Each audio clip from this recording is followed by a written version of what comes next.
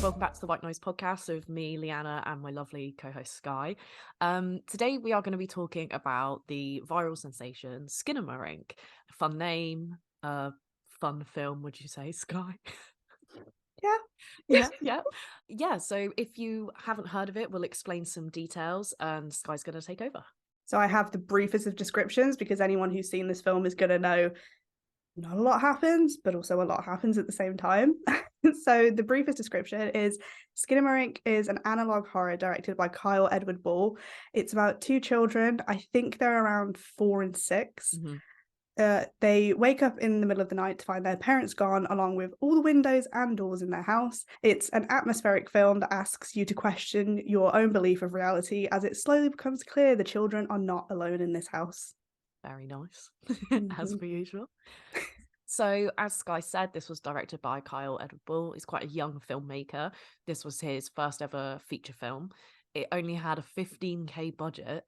I don't think there was even intentions of like a wide release or anything, but since it has made 1.5 million at the box office, which is insane. Yeah, that's nuts. I mean, I understand the comparisons to Blair Witch Project, like even if it wasn't just the content itself. After watching it, I don't really see, like I say, like even if you don't think it's similar in its content, you have to see the similarity upon like, when it comes to like the context around the film. I think we'll get into that a bit later. Okay. Because I feel like I don't know, we'll get into it. Okay. So the next thing I want to say, I thought this was really interesting, is that the director used to take submissions from like followers and all, kind of like nightmare ideas and horror ideas, and he would make short films out of them. And he made one called Heck, and it is essentially what SKINAMARINK is. It's like a shorter version of it. So I've not watched that yet. I have. You have? Okay. Oh yeah, I did. I got really ready for this. Oh, okay, cool. Yeah. So basically, any listeners or viewers, let us know what you think of his short films, as well as what you think of SKINAMARINK, because we've got to support short film and short filmmakers, not just the big films. But yeah, so this film went viral on TikTok because the trailer was very unique as far as like modern contemporary horror trailers go. Well, the whole film, because like when you watch it, like what could you pick out for a trailer really? So exactly. It made sense. Like props to the marketing team because it's a fucking brilliant trailer. And I think a lot of people have been very sick of trailers basically revealing a whole story, especially in the horror genre, where there's a lot of the fun comes out of who's going to die and who's the villain and stuff. So I think that is part of what made it go viral. People's reactions, people kind of like really hyping it up. Also, I've also heard that people talking about how, so apparently, and this is like loosely based off facts I've gathered, there wasn't an intention for it to have a very big theatrical release around Halloween, either of this year or last year, I'm not sure. But anyway, because it was screened at a festival that had a digital platform as well, Asia, it got leaked, and I use quotation marks for leaked because people are still up for debate whether or not it was intentional, and if it was, amazing marketing. If it wasn't, it worked. Like it could have been really bad because it could have totally flopped and ruined any kind of success it had, but it did the opposite. Whether you loved or hate it, people were talking about it. The team behind this film were genius because, like you say, intentional leak or not, they've really capitalized on it. Also choosing to premiere the film at Fantasia. Like Fantasia is a fucking fantastic festival. It's like one of the best for not just horror but genre film and like kind of more experimental film. So if it premiered at a different festival, it might have just like fallen to the bottom of people. It might have just fallen out of people's top lists. It might have like been off of some people's radars completely. But because it opened to an audience that are going to be almost like trained to appreciate experimental film more, out of the gate it's getting these rave reviews. Even if people didn't like the film, they're really raving about the fact that it succeeded at what it wanted to do on such a low budget. So it's similar to Blair Witch in that way, I'd say, where like even if you don't enjoy it, you can appreciate what it's done. And I just think that like that's something that I like to see on social media and discussion around film, is appreciation for a film even being made in the first place, not just about whether you enjoy it or not. Because as we will go into later, this film is very, very, very divisive, more so than a lot of other things I've seen recently. Definitely. And I really do get it. I will admit, again, after watching it, I get it a little less because I lean more to one side than the other, which we'll get into very briefly. I think the best way we decided to structure this episode today was to go through 3 very crucial questions about the film itself. So the first question I think we're going to answer is what our thoughts were before watching it, because like Leanna said, this had it viral. Like I remember when I came across it on TikTok, and I was like, I saw obviously clips from it and I really thought it was going to fade into obscurity. I was like, there's no way anybody's going to want to watch this. I didn't actually even think it was going to be a good film. I really thought it was just something someone had made one day and decided to release it. You know, like when people did those like TikTok role-playing games. I thought it was something like that. I didn't actually even think it was a real film at I first. kind of thought the same until I saw all the Shudder announcements and stuff, and I was like, oh, that was it. Yeah. Yeah. So, I mean, I guess that pretty much answers that question. I didn't have any intention to watch this film because I will admit, no shade to people using TikTok to like recommend films. I mean, we do the same thing on our own TikTok, but a lot of the time when stuff gets recommended, it's stuff like, and we've spoken about this before, it's like Martyrs, 120 Days of Sodom, like extremist horror that just isn't our thing. It's definitely not my thing. I know Leanna has delved, horror, but really, isn't it? exactly. And I think this is why I was also quite surprised at this film when I did watch it, because to me, it is extremist horror, but in a different way. And I think it really just showcased how you can do that without exploitation. But that's just me. So this is what we're all here for. Leanna, what was your reaction whilst you were watching it? First of all, because we haven't even discussed this with each other, did you like it? I did. But I really, thank God. yeah. Me too. I'm always going to appreciate something that I haven't seen before. Like, even if like I said, like, even if it's something I don't like, I'm always going to appreciate the experience. So going into the gate, it already had that in its favor. One, I loved the look, like the lighting, the framing, everything the about grainy it. Footage, it was honestly everything about it. But like, even just grainy, we've seen. So like Paranormal Activity and all, but it wasn't just that. It's like how they played with like color and lighting in ways where you're like, is this legitimately what's going on? But it just feeds into like the dreaminess. It was giving Inland Empire. I don't know if you've ever heard of that. It's like a David Lynch film that he shot on digital, and it's kind of like similar. It's like really really creepy. There's something about like camcorder, like digitally looking like, do you know what I mean? Like Y2K footage. This was the thing that got me. So obviously people kept describing it when I saw it as found footage. And that's why when people obviously were talking about it, like comparing it to Blair Witch and things like that, because one of the reasons I think I wouldn't personally compare it to Blair Witch, just because one of the people I saw compare it was talking about how like Blair Witch is better because so much more happens. And it's like, but again, it stuff doesn't always have to happen for a film. Like films don't always necessarily have to have a point, because this is the other thing that I found after looking into other people's reactions to it. A lot of the people who didn't enjoy it are looking for deeper meanings, and usually I'm the first person to look for a deeper meaning. But to me, and I'm just going to get this out of the way now, this film did terrify me. I'm totally on the side of this scared me. I actually found it really difficult to sleep last night after I watched it. But I think it's because like I don't know if you have that, but I have experienced sleep paralysis quite a few times in my life. See, I only ever have once. I'm still not even sure if it was that or it was just me being like half awake. But I can understand why. But that's why it was fucking with me, because I was like, this is it. This is like, honestly, like I said, people trying to look for meanings in the way they were like, oh, well, you know, the mom was framed in a weird way, so maybe the mom was really abusive. And I was like, I understand why people are saying that, but I've had dreams where my mom's punched me, and my mom loves me and I love her. We've never, like, we don't have a bad relationship at all. Why did I have a dream like that? Because dreams are fucked up. But and that's what this was my to me. response to this whole deeper meaning, get fucked, honestly. That, like, I hate it so much. Like, some things are not meant to be super explained, they're meant to be felt, you know. I mean, my favorite example is David Lynch, you know, when he was asked, what's your most spiritual film? Eraserhead. Can you elaborate on that? No.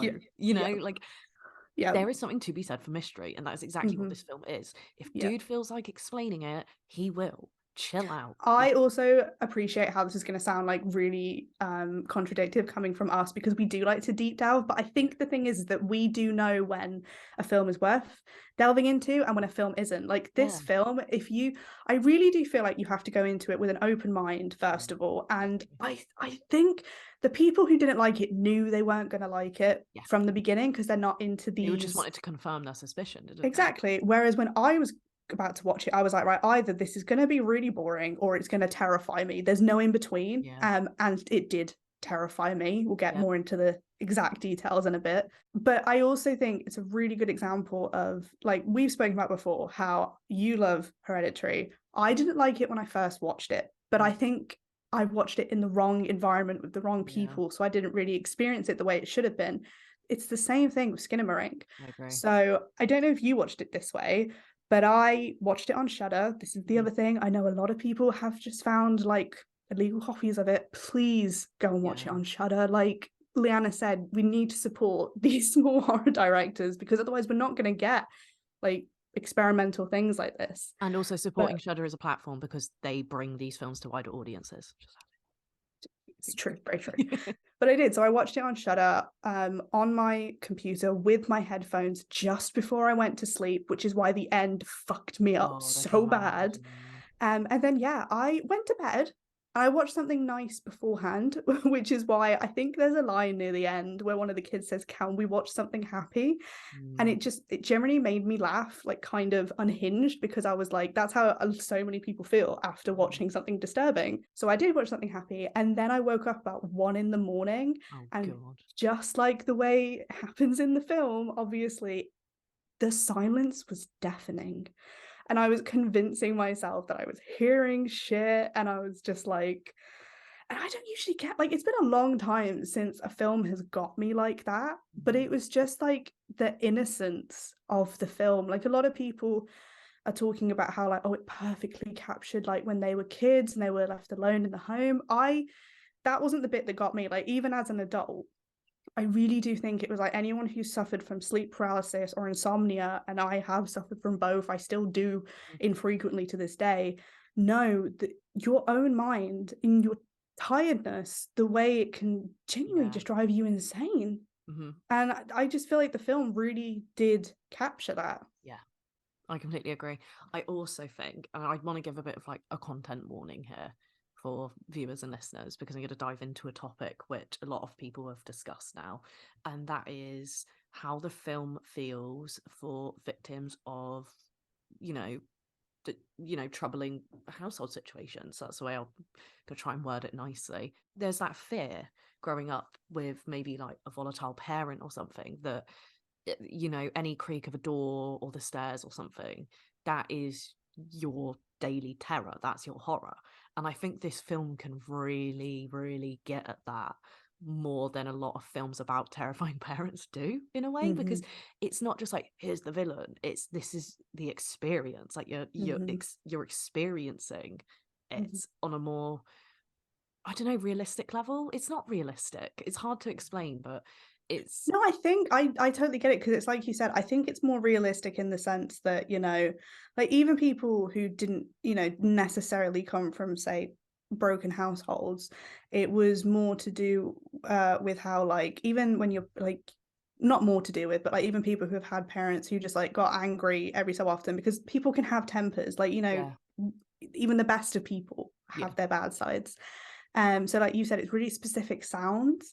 Like for me to this day, I actually saw a girl talk about it on TikTok, and I didn't realize it was a universal thing, but the sound of a Hoover actually still makes my stomach drop, but only because, like, my parents both worked and still work really hard, and I don't think I was a horrible kid, but I wasn't the best kid in the world. I wasn't always being like, oh, let me do this for you, let me do that for you, as I probably should have been, considering how hard they worked.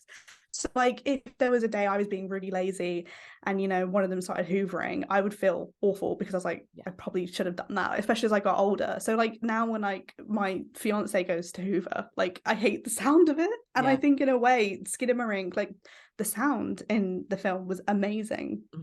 And I think like you said, it really captured that you don't necessarily have to see the big bad to be scared. It's almost like the apprehension or the adrenaline that goes through you is It worse than the actual fear. completely. Like if something funny had come around the corner or something cute, it would have been so hilarious because that would have perfectly illustrated why this film works. You know, like Mhm. it wouldn't matter what that final thing in the house is, what that entity is, because it's not about that. It's about the dread that it instills in you as a Mhm. viewer. And I think that is something that has been missed on a lot of people, which is fine. Some people just don't find that scary, which I personally find bizarre. For some people, it genuinely might just not scare them, and for other people, they might not be watching it in the wrong setting. For other people, they just might not be like engaging with media I on that think level. a lot of people as well, and I had a feeling this is one of the things people were going to have a problem with, said it was too long. Yeah, Do you agree? ever so slightly. See, I don't. And I think it's because of what you just said. I think because also after watching Heck, like you just said, the short Mm. film that the concept kind of came from, Heck, I mean, I guess because I had already seen Skinamarink, I was a bit more prepared, but Heck did not, it didn't scare me at all. Like, not at all. I still appreciated the things that were done in it, but I did not find it scary. Did it But just with not? Did it not go on long enough for you to like fully be like submerged in it? what, what Heck? Yeah, how long is Yeah, it? it's only 30 minutes. And a lot of people are 30-second saying, amount. no, I would have thought so, but I guess maybe I would have done if I'd seen it before That's Skinamarink. what I was just But thinking. a lot of people are saying, oh, you know, if it had just been a bit shorter, it would have been better. But I honestly feel like, because don't get me wrong, for the first like 40 minutes, I was like, I'm gonna have to force myself to watch this. And Mhm, then the bedroom sequence happened. mhm, And I had never been reverted to a child so quickly in my life. mhm. I generally was really scared because of the apprehension of what might or might not happen. And I feel like you needed to have, and this is why, like anyone who's thinking, who's listening to reviews or even this episode for the sole purpose of should I watch it, I think you should. But I think I think you need to stick to it because if you get to that 30-40 minute mark, um, so the bedroom sequence, and if you haven't seen it, you'll know what I mean. If you get to that point and you still don't feel like invested in the film, that's when you can just turn it off because I don't think it will get you. But that's when it hooked me in. But I do think it needed that long span of time of like almost lulling me into this false comfort of this is going to be a boring film. I just think, like, to completely go off of like what you've just said, is that people just need to learn to be a bit more patient with films. Like, not everything has to be, as Martin Scorsese puts it, like a theme park ride. You know, things don't have to be boom, boom, boom, boom, boom from the beginning. And I mean, we wouldn't have some of the greatest films of all time if people always felt like that. We wouldn't have Alien. We wouldn't have so many brilliant, slower paced films. We wouldn't have The Shining. Stanley Kubrick wouldn't have a career. You know, like So it's true. yeah, and I just not to bring up a certain filmmaker, I won't say the name, but a film like Rosemary's Baby, the entire thing is about like waiting and ambiguity and like, is this really real and all? And like, these are such amazing films. It's such a shame to me that people are missing out on them because they've been trained by modern media to need answers and everything to be explained in like exposition. I mean, decades ago, if a film told you everything and there was constant exposition, that was called a clumsy film. That was a bad film. Mhm. And now that is basically It's what people want. most films in the cinema. Yeah. And Mhm. I don't understand. It's like, are people lacking Or in media literacy now? I don't understand. allegedly it's what people want because like people Mm. are talking about now how like horror is not what it used to be and it's like what do you We've actually want? spoken about this before. I can't remember what episode we spoke about this, but it feels like it was a recent one where we said feels like people asked for a lot of changes in films and now they're lamenting like the changes. Oh, Hmm. I cannot for the life of me remember what episode it is, but when I figure it out, I'm gonna link it. So future Yeah. viewers, you'll see. But basically it just feels like people wanted stuff to change so much to the point they don't even recognize what caused it to change. I don't Mhm. know how to explain any better really, other than some people would go watch these more highbrow like superhero films. I think yeah, they're really good, but I was a bit confused, which is fair because they're not meant to be super super easy. And then in response to that, like Marvel and all go, okay, yeah, we need to appeal to everyone. So they make it as simple as possible to the point where every single Marvel film at this point is very formulaic. So like the Mhm. early ones all stand out and are really interesting, similar to horror films. And then what happens is they all become like diluted and have a very similar beat by beat structure as most horror Mhm. films do now. So like you know, I have my conflicted feelings about like the Conjuring franchise and all, and just a lot of these newer things really do. You can tell what's coming, and that's Mm-hmm. why they actually, I would say, for a lot of like horror fans who like older horror, that's their problem with new horror, is they're just like, this is going to happen, this person's going to die, Yeah. but not in a fun way like you would be able Mm-hmm. to with like Nightmare on Elm Street or like Texas Mm-hmm. Chainsaw. It's just so formulaic and lazy at this point. Mm-hmm. And I think what was so interesting about Skinamarink is you don't know, you really don't know. And for some people, unfortunately, but fairly enough, that is intimidating and scary, and they don't like that as a viewer. I Mm-hmm. think it's a shame, but hopefully it's kind of going to revert again and come back round in a few years, but we'll see. Mm-hmm. This kind of goes into another thing we spoke about quite frequently, though, and like a lot of horror fans, and I don't hate to say it because it's true, a lot of female horror fans get, is people telling you what is and what isn't horror. Yeah. Quite obviously forgetting that no genre is just one thing. Like, different things make people laugh, different things scare Yeah. people. And again, Skinamarink is a really good example of that.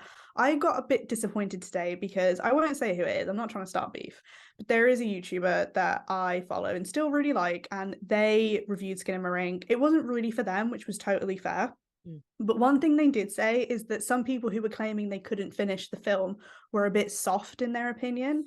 And that really upset me because I don't even think it was said necessarily in a malicious way, but I think it was a really ignorant Very ignorant. way to. But this is the problem, because this is like friendly fire. This is coming from another horror fan. It's Mm. not people like outside of horror hating on people that hate horror. It's within the community Yeah. itself. Like, I feel People. like as a horror fan, and to be a horror fan to the point you literally have a horror YouTube channel, you'd think there'd be a little more sensitivity to different things scare different people, Mm-hmm. but apparently not. So that was just a shame, because again, it really reminded me of like why so many people, like, if you don't like this film, that's totally fine. I'm not saying you have to like it, Mm. but I think a lot of people are choosing to not like it because it is trying something new. And the reason, and I'm sure Leanna will agree, the reason that I'm happy to see this getting a platform, and we wanted to talk about this and give it even the small platform on our platform, Mhm. is that if you're a horror fan, you should support this film, even if you don't like it, because it is a step towards maybe getting the kind of horror that you want. It is Yeah. showing horror creators that they can be experimental and step outside of the box, and they don't have to do another Conjuring film or another this or another that.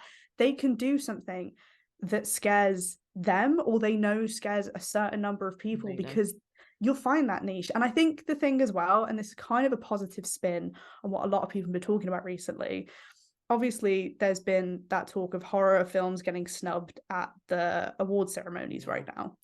And I think one slight positive of them still being snubbed is that there is so much room to expand. Like, nobody's watching us. Yeah. Nobody's being like, you can't do this or you can't do that, apart from the fans themselves. So y'all need to shut up for a second and just let people create these kind of films, because even if they're not for you, it is a stepping stone towards a film you're probably gonna love. Exactly. And I think, why would you ever shit on an experimental film?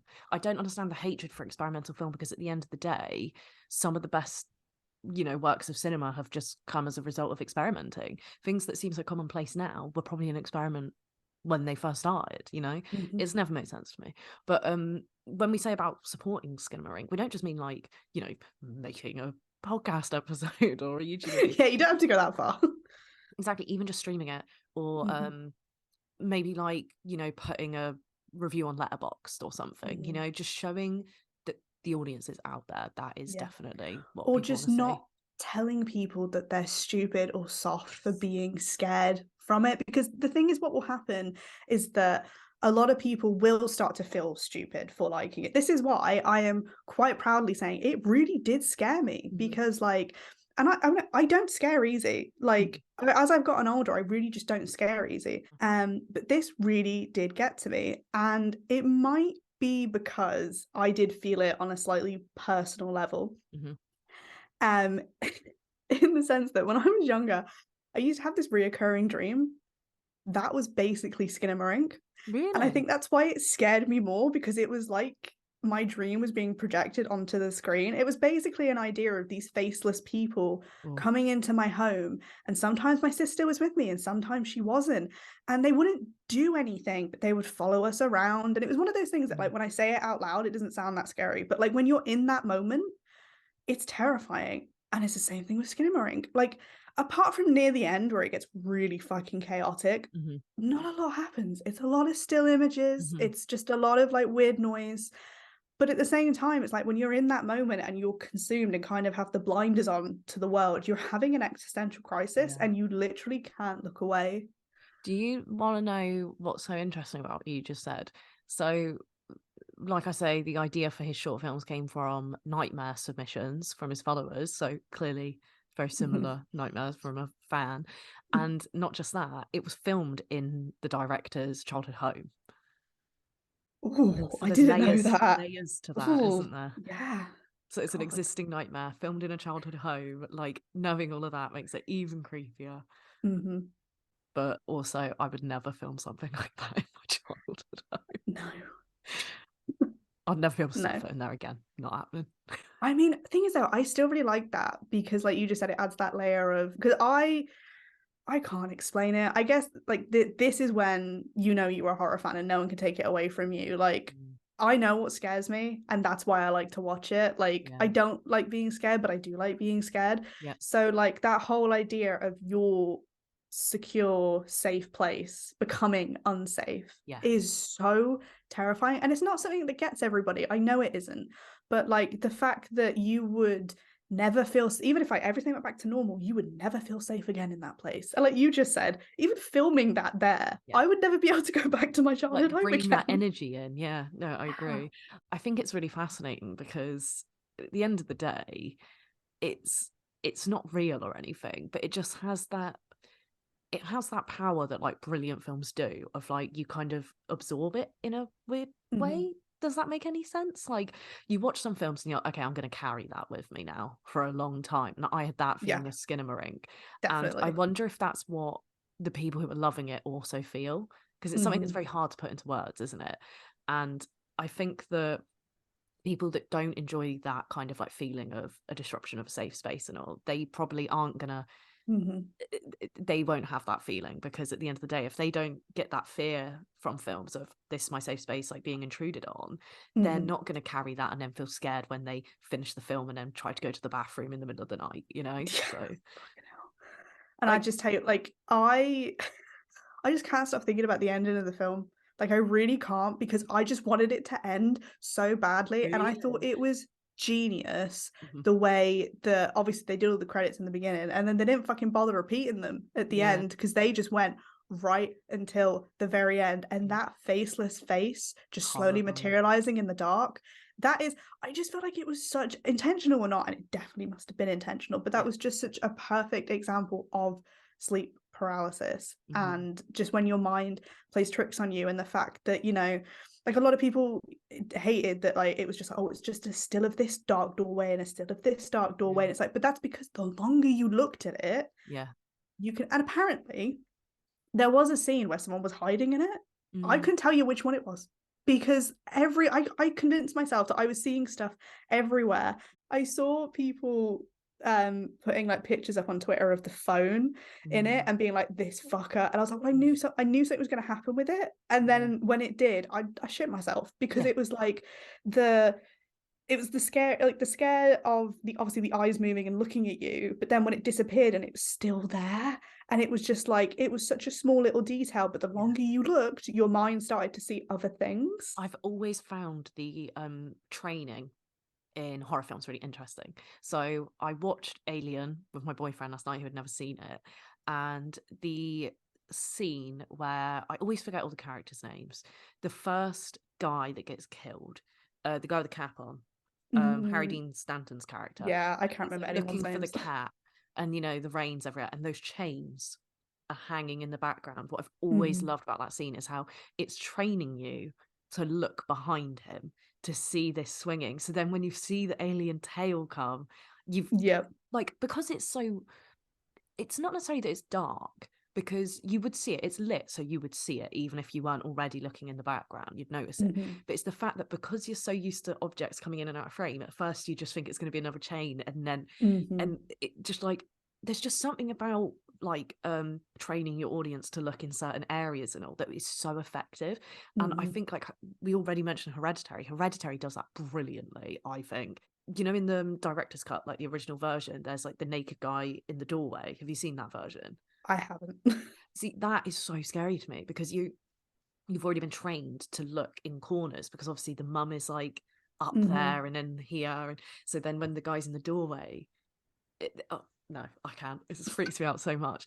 But like, yeah, there's something about building to something to me which is just so much more effective, because like, what is the point of a jump scare? You've not earned it. I'm a big believer in you've got to earn your scares, and Skinamarink does it so perfectly. So perfectly. It does. I mean, some people were even talking about how like it did have cheap jump scares, and I will agree, it did, but they worked. I think they did. And like some people were talking about how like the jump scares didn't make sense, and it's like, what part of this film makes sense? Like, stop trying to throw logic onto it. Like, again, if you don't like it, totally fine. But if you don't like it because you don't think it makes sense, you're in the film for the wrong reason. It was never meant to make sense. Like, or if it was, then dear God, I need to know what sense he was trying to make out of it. This is why loads of people always go on about like people like CinemaSins and all like ruining audiences, because people try to apply logic to films that don't necessarily, you know, adhere to logic or expect you to apply logic. So I know I bring up, you know, Hereditary, and I've brought up like David Lynch and all, but like they're perfect examples. Like, you don't go into those like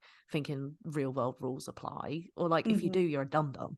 like I'm sorry, if you go into a horror film and go, this didn't make sense, like that's on you if the film doesn't affect you, because at the end of the day, a film isn't going to do everything for you, and I think that's what people expect now. Like, you need to go into a film with the mindset like, I'm watching a film. Like, I don't understand. Yeah, I mean, you were watching a film where the windows in the toilet disappeared with the goofiest Doctor Who special effects sounding. Right. I know it was so silly, but that really worked for me.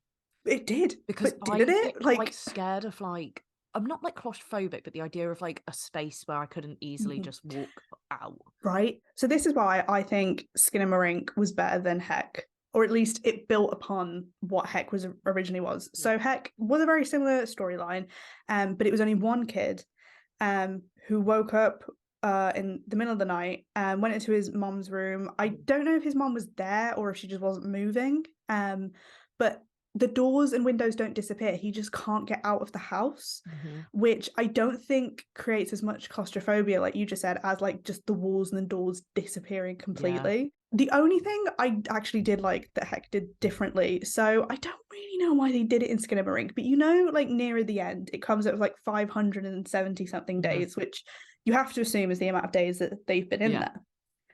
The way that Heck does it is it measures it in sleeps, which I think makes so much more sense, because obviously you're not going to know how many days have passed when you're in a room that, or like a building that has no access to daylight. And the only time that ever kind of gets mentioned in Skinamarink is when one of the kids says, I think it's time to wake up now. And I thought that was like a really good line, such a because fun it made little detail. Exactly, but then they never kind of revisited it, and it's like, don't get me wrong, I get being totally distracted by all the chaos, the possible demonic entity that's in your home you probably wouldn't notice, but I didn't. That's not without again trying to go against my own words and throwing logic onto it, but that's the only bit I didn't get. I didn't understand the need to include the days just once. No, I get you. It's not like it did it the whole time. It's interesting because it's one of those little details where you wonder, does the director think the same?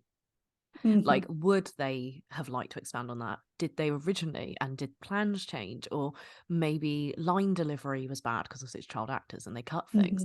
But yeah, I kind of think the same. Like, some of the lines in the film, I kind of thought, that's good, but I want a tiny bit more. Like, I didn't want a lot more, because that kind of would have ruined the atmosphere of the whole film. But there's a lot that can be done with just like one extra line or two. Because like you say, that was a brilliant line, and it was. And they did so much with just a few words. What more could have been done with just a, you know, tiny, tiny little addition? Yeah. I also briefly mentioned it, but I really did not. I mean, I guess it's just getting rid of a quote unquote comfort. Yeah. like a necessary comfort, but I didn't understand the need for the toilet to disappear. I I thought stuff in the house in general was going to slowly start disappearing, but that yeah. didn't happen. I think the reason they did that is because right, like I wasn't a massive fan either, but I Mhm. felt like they were doing that just to show that it whatever it was could make anything disappear, and a toilet's just like the most random object you can think of. Yeah, And it's not like something small like a toothbrush, it's like a big enough object to show like it can completely alter the home. yeah. And I think if you just show doors and windows, that would just be like I would have been happy with that personally, but I think Hmm. a lot of people would have just thought like, oh, it's just getting rid of doors and windows. Hmm. You know what I mean? Like it can Yeah, do whatever it wants. One thing I wanted to mention was I really like that it's the two kids because you just said Heck was one, but like yeah. I loved like the interactions between the children because it's So did so I. creepy. So what Hmm. happens in Heck? Is it just a kid talking out loud or? So yeah, so Heck was 30 minutes long, and obviously that is a fair amount of time to like build tension or build a story or whatever. Um, I don't know, it's just because I watched it quickly this morning. So again, I did the wrong thing. I maybe didn't watch it quite in the right environment, even though I hadn't fucking slept all night because of Skinamarink. But yeah, he wakes up and he like calls out to his mom, says he's gonna go to his friend's house, but then he can't open the door. Also in Heck, there is a bit more of a definitive story. The last line is, I think it's like, Mummy, I think we're in hell. So to me, that's where people like, if you want to throw your logic at anything, I think go and throw it at Heck because Skinamarink might have been the same. I personally didn't read it, watch it as something that needed to be picked apart. I think Heck is different. I think Heck does encourage you Is it more to read intentional? into it and build on it. So yeah, I like it was just the one kid, and it was less effective because I also think what was really interesting, and this might just be the writer in me, like to do with like character building, having the two kids, even though they were quite similar in age, you Mm. were able to distinguish which was the youngest and which was the Yeah. oldest Hmm. through speech. The only thing that did get to me, but I get it because kids do actually talk like this. And also, again, if it's like in a dream sequence, things don't work the same way. The amount of time between the replies Hmm. between the kids for them to, like you say, not really say a lot of anything. Yeah. So I think for me, I either wanted more or less, Yeah. one or the other. I Yeah. feel like, yeah, No, when that's it came to completely the dialogue. understandable. Hmm. That's the whole thing with an ambiguous film, isn't it? You always come away being like, oh, I wanted more, or I wanted less, and like Yeah. no one's ever happy with the exact amount they got. But I Hmm. think, say about the reply thing, I really like that because, like you said, like sometimes kids just take forever to figure out what they're gonna say. So Yeah. it's another ambiguous thing. It's like, is it just done to kind of like create a bit of a weird atmosphere where you're like, well, Hmm. is this just the kids, or Or do I you was think gonna, there's or did the actors literally just take forever to reply? Because exactly you'll never apparently know. there was either a line of dialogue or a couple of lines of Mhm. dialogue that required the kids to swear, that was cut from the film. Yeah. Um, but it took them forever to fit. Like, apparently, it took so long to get them to say this dialogue, and then they cut it anyway because one of the kids didn't feel comfortable saying it. The other one kept laughing every time they said it. Mm. So, like, I also, to be fair, fully believed that there was just no editing when it came to the kids talking. That's just how Yeah. they delivered the lines. So, I'm fair so enough. curious It was to know very like what authentic. stuff was cut because like we said earlier, these are child actors. There must be Yeah. so much. But Hmm. it'd be interesting to maybe see like a director's cut in the I'm future. gonna be honest. I don't know if I would watch it. Really? I think I'd be too scared. Well, it could I be less scary, honestly, in a way. maybe. I mean, I was saying to because my fiance this morning was asking me about it, and I was like, I really liked it. Like really, really liked it. I generally think it's like one of my favorite films I've watched this year. And I appreciate it's only February. But like you said, Leanna, like it's a film I know is going to stick with me for both good Yeah. and bad Hmm. reasons. But she was asking me about it, and I was like, yeah, it was great, it was amazing. I was like, but I don't think I'll ever watch it again That's because fair. it's a film you do need to experience, I think. Hmm. But I don't know if I want to put myself through that again because it's like, one, now knowing everything that happens obviously does take away from it a bit Hmm. because so much of the film was obviously not knowing, because I really thought nothing Hmm. happened in this film. I thought nothing happened and it was all Well, to do that's with the your way mind people were playing fucking tricks talking. on you. I actually got a bit shitty because when I was watching it, I was thinking like the people who said nothing happened lied because stuff Yeah. does happen. It's just not Hmm. as in your fucking face from minute one to the Hmm. end. Like people apparently won. I was like, there's nothing wrong with waiting, like Yeah. it was better for it. And I think it had that huge payoff as well because I just thought the ending, because we spoke about this off camera off like record, I guess.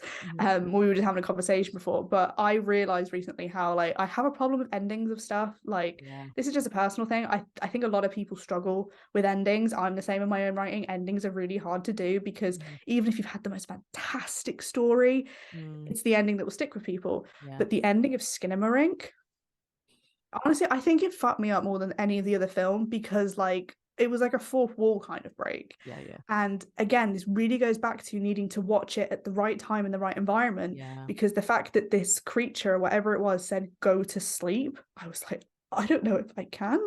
And then it was like asking like, what's your name? And I said to Alicia, I was like, I don't know how you would do it because it would be a huge data breach like situation. But the day that horror films get kind of like so interactive that you can have a scene like that in a film, and because you're watching it on a streaming service, the streaming service knows your details and it's able to somehow, because of the way AI is like advancing, put your name Oh, in shut up. the That'd be film. horrible. Because honestly, that is, if that had somehow happened, that would have set me over the edge. I'm so grateful to have a name that is really not common in films, Yeah. because if I had heard that thing right at the end say my name, I would have genuinely lost my Lost your mind. mind. I really would have done. I think what I like about the like go to sleep line is that because this film is on a streaming service, by that nature, people are watching it at home and, like we say, probably in their bedroom, or near their bed on a Mhm. laptop. Like Oh, I'm so glad it's I so didn't much watch more. this in my bedroom. But that's the thing. Think of how many people are watching it on a Mhm. laptop in bed. But you said just before we started, so Leanna said to me, because the door behind me was open just before we started recording, she went, oh, that's very Skinamarink. And I was like, don't, because I watched it in this room. Mhm. And I am someone who hates having my back to the door. Me too. It only, I like that I can see it for that but reason. this is what I mean. It only just dawned on me that when I moved this room around, I did that to myself. And Mm. I was like sat here. So when I was watching the film, if you're listening to us on Spotify, quickly go to YouTube to see this. But I was watching the film like this because I was like, I couldn't have my back to the door. It was really freaking me out. That's And it kind of was like also I get a bit because like that with like Blair Witch. Like mm, people facing weird spots. Ever since I watched Blair Witch, that freaks me out because obviously they're like standing in the corner. No. so just to clear up quickly what I meant by Blair Witch, like I totally understand what you were saying.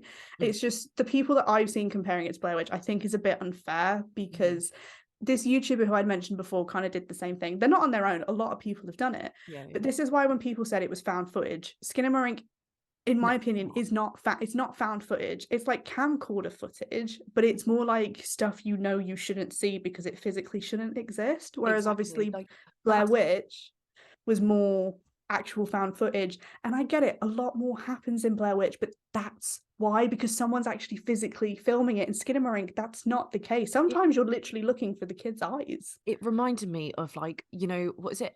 Omniscient or omnipresent third person, the writing Mm-hmm. style, Yeah. because like that's employed in like say like for listeners and readers, like if you've ever read Game of Thrones, the books, that's written in that style where it's like it's third person, but you're getting all of the characters' thoughts, like, and Yeah, it's like that's a really third true. person.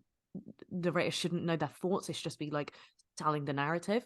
But I love that's like my favorite style of writing because I find it like a little bit like uncanny valley. I love it. Mm-hmm. But It's very that's what intrusive. yeah, and that's what I really like about Skinamarink is like you say, it looks found footage, but who the fuck would be filming? So it's creepy in that way. Mm-hmm. It's like almost like another witness is there, or like another entity, or like you're a bit of a voyeur or something. Mm-hmm. Like it You works. almost feel bad because it's like you're watching this and you can't help these kids. Because this Yes. is the other thing as well. Like people talk about how it's like, people including kids in horror films because they're creepy. In this sense, it wasn't because they were creepy. It's because, at least the way I felt, I wanted to protect them so The bad. vulnerability like Like, literally yeah. radiates, like, Mm-hmm. because it's not even just like seeing kids, it's their voices. Like for me it's always hearing the kids, not Mm-hmm. seeing like feet or anything like that. Oh, and I'll tell you what, I did really not enjoy and could have done without the Screaming, terror-filled I screams. did not I like had to them. I had to take my headphones out. I think at the bit where it was like constantly replaying it, I Yeah, had to take my headphones out because I think that was my limit. yeah. I couldn't anymore. That was too I just much. don't understand how anyone could like watch those scenes and like hear children screaming and not feel like this is Yeah. like not good, but you get what I'm saying. Like It's making you feel something. Like, to me, exactly. whether you like, this is again why I really do think SKINAMARINK is such a good film, because whether you liked it or didn't, it's making everybody feel something. Like, even if you didn't Exactly. like it, you're not just like, oh, because I mean, okay, yeah, some people are like, oh, because it was boring. To me, those are the people that didn't finish watching it, Mhm. because it's slow. It's definitely slow. It is by no means boring. Might not be your cup of tea, but you can't say it was boring with It's like things like that you said happening. earlier, you just have to stick with it because it's like Yeah. I'm trying to think like what minute mark it would have been. But like as soon as you start seeing like blank faces and things like that, it's like if you're not hooked at that point, the film isn't for you anyway. I really think it was about like the 30-40 minute mark. Honestly, I think as soon as, I mean, to me, it kind of did hook me from the beginning because I was just intrigued anyway. What really helped, and I say this a lot about the films that I watch for the podcast, because I was watching it for the podcast, I was intrigued because I knew I was going to be Yeah. able to just rant about it Yeah, afterwards. so you're kind of like absorbing Um, in it more, aren't you?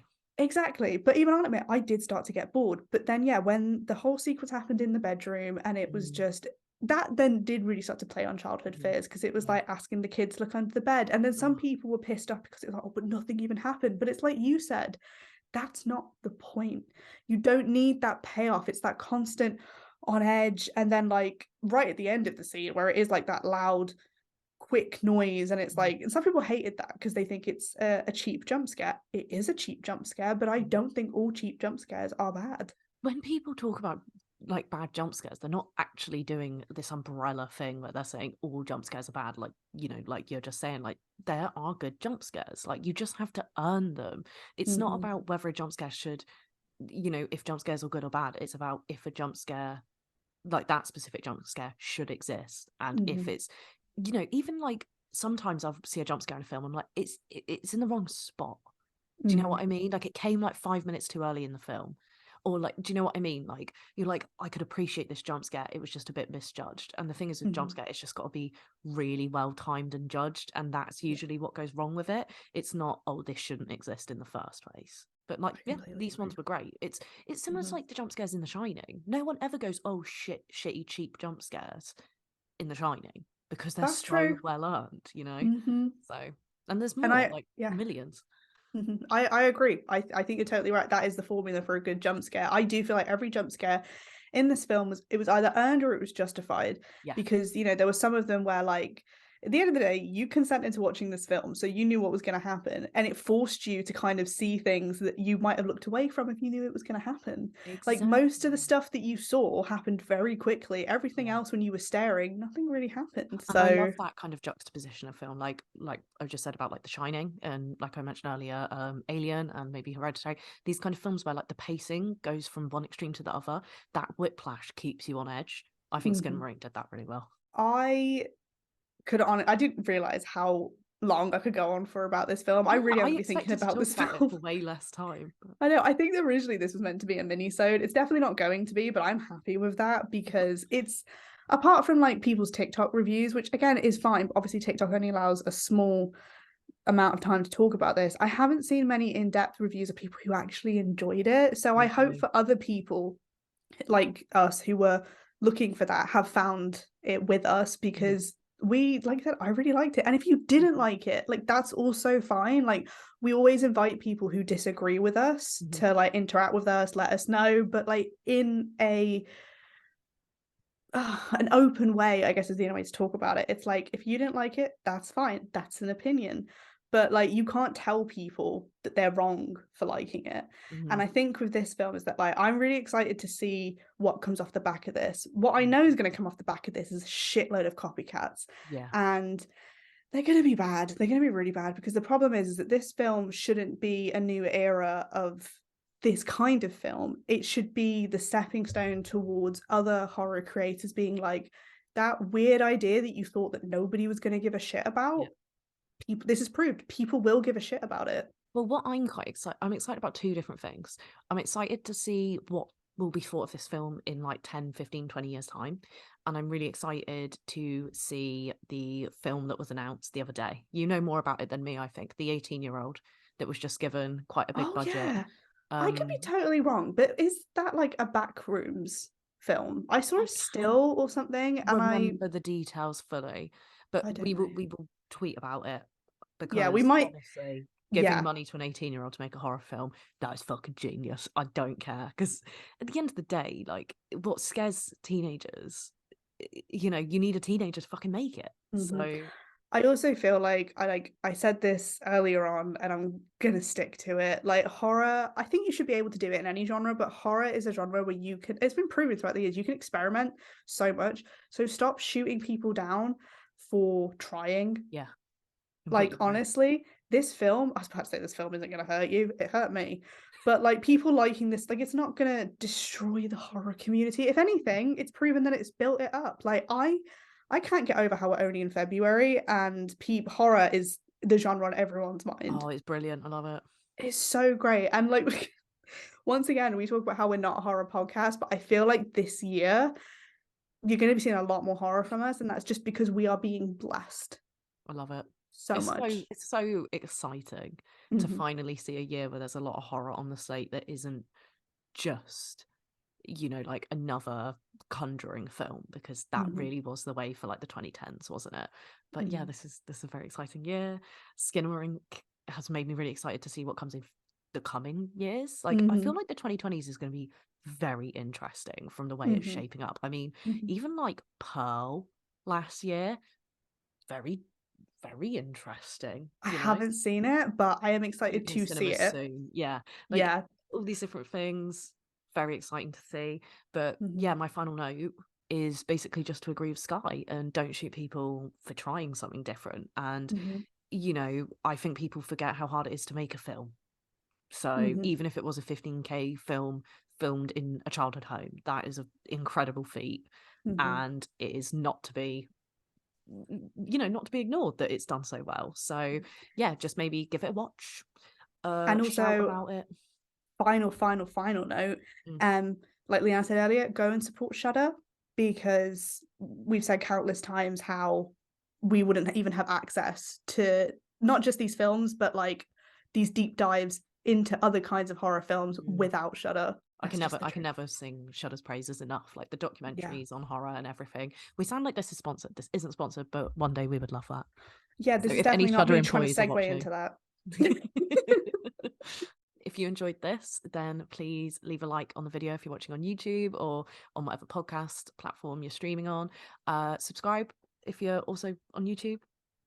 YouTube is like really where most people find us. So I we think, really yeah, I think appreciate if so. you interact on that platform, Mhm. because, you know, brings us to new viewers, new audiences. Wherever you found us, just interact with us, give us a follow. Like we say constantly how like we want this to be an interactive platform, and in the past few months that really has started to build up. Mhm. Um and we do welcome all kinds, like people that agree with us, people that disagree with us. Like as long as we can all be, friendly and respectful, you're welcome. It's fine. Like it's totally fine. Exactly. So yeah, let us know your thoughts on socials or on YouTube or anywhere else. There's a little comment box, and yeah, we will see you again soon. Bye. Yeah. Bye.